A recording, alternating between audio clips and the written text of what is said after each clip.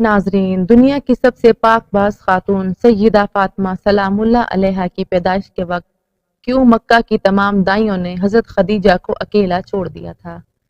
درد ذی کے دوران کیوں حضرت خدیجہ کو اکیلا چھوڑ دیا گیا؟ سیدہ النساء العالمین حضرت فاطمہ کی پیدائش کے وقت کیوں مکہ کے سرداروں نے حضور اکرم صلی اللہ علیہ وآلہ وسلم کے گھر کا گھیراؤ کیا؟ سیرت حلبیہ میں روایت ہے کہ جب کامیاب تجارتی سفر کر کے رسول صلی اللہ علیہ وآلہ وسلم مکہ واپس لوٹے تو حضرت سیدہ خدیجہ رضی اللہ تعالی عنہا نے آپ صلی اللہ علیہ وآلہ وسلم کو نکاح کا پیغام بھجوا دیا تھا۔ تو رسول صلی اللہ علیہ وآلہ وسلم نے سب سے پہلے اس پیغام کا ذکر اپنے محبوب چچا حضرت ابو طالب سے کیا اور اس کے بعد باقی چچاؤں کو بتایا۔ سب نے اس بات پر اتفاق کیا کہ اس شادی کے پیغام کو قبول کر لینا چاہیے ہے۔ پیارے دوستو، پھر وہ مبارک دن بھی آ گیا جب اللہ کے پیارے رسول صلی اللہ علیہ وآلہ وسلم کی شادی کی تقریب حضرت خدیجہ رضی اللہ تعالی عنہا کے گھر ہوئی۔ وہاں حضرت خدیجہ رضی اللہ تعالی عنہا کے رشتہ دار عمر بن اسد اور ورقہ بن نوفل بھی موجود تھے۔ حضور صلی اللہ علیہ وآلہ وسلم کے چچا حضرت ابو طالب نے نکاح کا خطبہ پڑھایا اور حضرت خدیجہ رضی اللہ تعالی عنہا کی طرف سے ورقہ بن نوفل نے جوابی کلمات کہے۔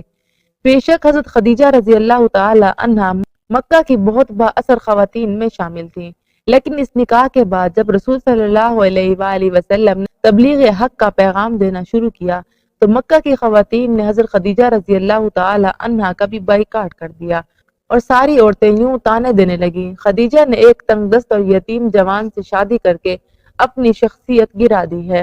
اس لیے شادی کے واقعے کے بعد مکہ کی سردار اور امیر عورتوں نے حضرت خدیجہ رضی اللہ تعالی عنہا کی طرف آنا بھی کم کر دیا تھا۔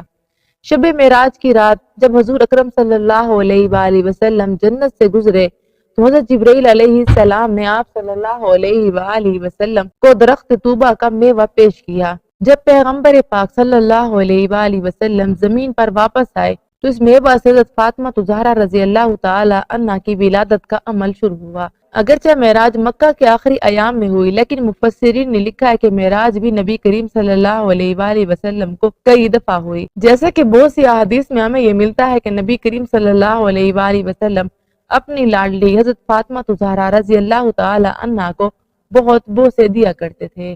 ایک دن آپ صلی اللہ علیہ وآلہ وسلم کی زوجہ نے سوال کیا کہ آپ فاطمہ کو اتنا چومتے کیوں ہیں؟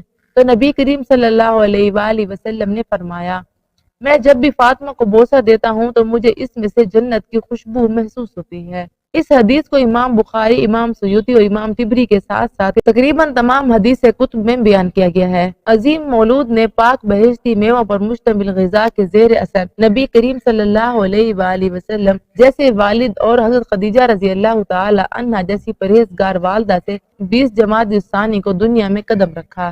آپ سورۃ کوثر کی تفسیر بن کر آئیں کہ جس سے مخالفین کے طعنے اور مذمتیں ناکام ہوئیں۔ چنانچہ پیدائش کا واقعہ امام طبری نے ذخائر العقبی میں کچھ اس طرح سے نقل کیا ہے، جب سے نبی کریم صلی اللہ علیہ وآلہ وسلم سے حضرت خدیجہ رضی اللہ تعالی عنہا نے نکاح فرمایا تو مکہ کی تمام عورتیں آپ کے خلاف ہو گئیں اور کسی بھی موقع پر آپ کا ساتھ نہ دیتی تھی۔ جب حضرت فاطمہ زہرا رضی اللہ تعالی عنہا کی پیدائش کا وقت شروع ہوا، وضع حمل کا وقت قریب آیا تو قریش کی خواتین کو پیغام بھیجا گیا کہ وہ اس تکلیف دہ عمل میں مدد کے لیے خدیجہ رضی اللہ تعالی عنہا کے پاس تشریف لائیں۔ اب یہی وہ موقع تھا کہ مکہ کی عورتیں کہنے لگیں کہ تم نے ہماری بات نہیں مانی اور ایک غریب یتیم سے عقد کیا، اب اسی سے کہو تمہارے لیے دائی کا بندوبست کرے، ہم تو ہرگز مدد کو نہ آئیں گے۔ حضرت خدیجہ رضی اللہ تعالی عنہا نے جب یہ سنا تو بہت غمگین ہوئی۔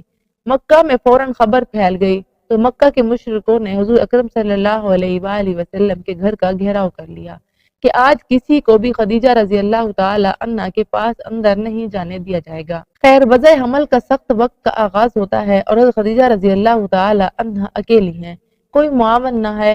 آپ رضی اللہ تعالی عنہا کے دل کی دھڑکنیں تیز تر ہو گئی اور لوگوں کی سرد مہری آپ کے لیے موجب تکلیف تھی۔ اچانک آپ کی روح کے افق میں ایک روشنی پیدا ہوئی، آنکھیں کھولی تو 4 خواتین کو اپنے نزدیک پایا۔ بہت پریشان ہوئی، ان میں سے ایک خاتون کہنے لگی کہ آپ پریشان نہ ہوں، ہمیں آپ کی مدد کے لیے بھیجا گیا ہے۔ یہ خواتین حضرت فاطمہ زہرا رضی اللہ تعالی عنہا کی ولادت تک حضرت خدیجہ رضی اللہ تعالی عنہا کے ساتھ رہیں۔ حضرت فاطمہ زہرا رضی اللہ تعالی عنہ کی پیدائش کے بعد جب اس واقعے کا ذکر حضرت خدیجہ رضی اللہ تعالی عنہ نے حضور اکرم صلی اللہ علیہ وآلہ وسلم سے کیا تو نبی اکرم صلی اللہ علیہ وآلہ وسلم نے فرمایا وہ عورتیں فرعون کی بیوی آسیہ، مریم بنت عمران اور سارہ اور موسیٰ بن عمران کی بیٹی کلثوم تھیں۔ جب حضرت فاطمہ زہرا رضی اللہ تعالی عنہ کی ولادت ہوئی تو اللہ کے حکم سے 10 جنتی عورتیں بی بی فاطمہ کے پاس آب کوثر کا پانی اور جنت سے عمدہ لباس لے کر حاضر ہوئی۔ ان حوروں نے بی بی فاطمہ زہرا رضی اللہ تعالی عنہ کو آب کوثر کے پانی سے غسل دے کر جنت کے لباس میں لپیٹ دیا۔ اس وقت اچانک آسمان پر ایسا نور روشن ہوا، ایسا نور تو کبھی فرشتوں نے بھی نہیں دیکھا ہوگا۔ ان 4 عورتوں نے حضرت بی بی فاطمہ زہرا رضی اللہ تعالی عنہ کو حضرت خدیجہ رضی اللہ تعالی عنہ کی گود میں دیتے ہوئے یہ الفاظ بولے کہ یہ تمہاری بیٹی طاہرہ ہے، خدا اس کی نسل سے حضور اکرم صلی اللہ علیہ وآلہ وسلم کی نسل بڑھائے گا۔ روایت میں آتا ہے کہ ایمن حضور اکرم صلی اللہ علیہ وآلہ وسلم کے گھر پر آپ صلی اللہ علیہ وآلہ وسلم کو مبارکباد دینے کے لیے آ رہی تھی کہ راستے میں ان کو سلیمہ نامی ایک عورت ملی، جس نے پوچھا کہ ایمن تم اتنی جلدی کہاں جا رہی ہو؟ تو حضرت ایمن نے کہا کہ حضور اکرم صلی اللہ علیہ وآلہ وسلم کو اللہ نے پیاری بیٹی سے نوازا ہے، میں ان کو مبارک دینے جا رہی ہوں۔ سلیمہ ایمن کو کہنے لگی کہ محمد صلی اللہ علیہ وآلہ وسلم کے گھر بیٹی ہوئی ہے، بیٹا تو نہیں ہوا جو تم مبارک دینے جا رہی ہو۔ یہ سوچو کہ ان پر کیا گزر رہی ہوگی، کیونکہ اس وقت مشرکین لڑکیوں کو پیدا ہوتے ہی دفن کر دیتے تھے۔ حضرت ایمن فرمانے لگی سلیمہ یہ بیٹی اللہ تعالیٰ کے رسول صلی اللہ علیہ وآلہ وسلم کے گھر پیدا ہوئی ہے، کسی کافر سردار کے گھر نہیں۔ مجھے یقین ہے کہ دین اسلام میں بیٹیوں سے وہ سلوک نہیں ہوگا جو ہمارے آباء و اجداد کرتے چلے آ رہے تھے۔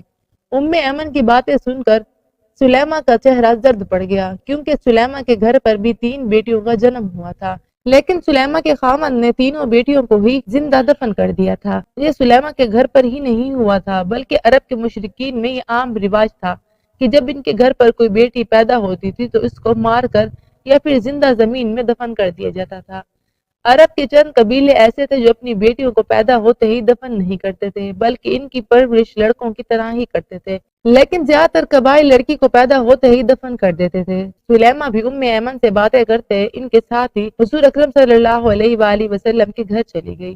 سلیمہ نے سوچا کہ میں بھی دیکھتی ہوں کہ حضور اکرم صلی اللہ علیہ وآلہ وسلم کا بیٹی کی ولادت پر رد عمل کیا ہے۔ جب یہ دونوں خواتین حضور اکرم صلی اللہ علیہ وآلہ وسلم کے گھر پہنچی تو کیا دیکھا، حضور اکرم صلی اللہ علیہ وآلہ وسلم اپنی بیٹی کو گود میں اٹھائے پیار کر رہے ہیں، اس کے چہرے مبارک سے بوسے لے رہے ہیں۔ جو بھی مبارکباد دینے کے لیے آتا اس کو خوشی خوشی خیر مبارکباد کہہ کر روانہ کر رہے ہیں۔ سلیمہ حضور اکرم صلی اللہ علیہ وآلہ وسلم کے قدموں میں بیٹھ کر رونے لگی اور کہنے لگی یا رسول اللہ صلی اللہ علیہ وآلہ وسلم، آپ کا دین سچا ہے، آپ صلی اللہ علیہ وآلہ وسلم بھی سچے ہیں، اور آپ صلی اللہ علیہ وآلہ وسلم کا خدا بھی سچا ہے، اور آپ صلی اللہ علیہ وآلہ وسلم کا گھرانہ سچا ہے۔ ناظرین، اسی امید کے ساتھ اجازت دیجیے کہ آپ کو ہماری آج کی ویڈیو پسند آئی ہوگی۔ ملتے ہیں ایک نئی تاریخی، تحقیقی اور معلوماتی ویڈیو کے ساتھ۔ دیکھتے رہیے AD وائس۔ اللہ رب العزت آپ کا حامی و ناصر ہو۔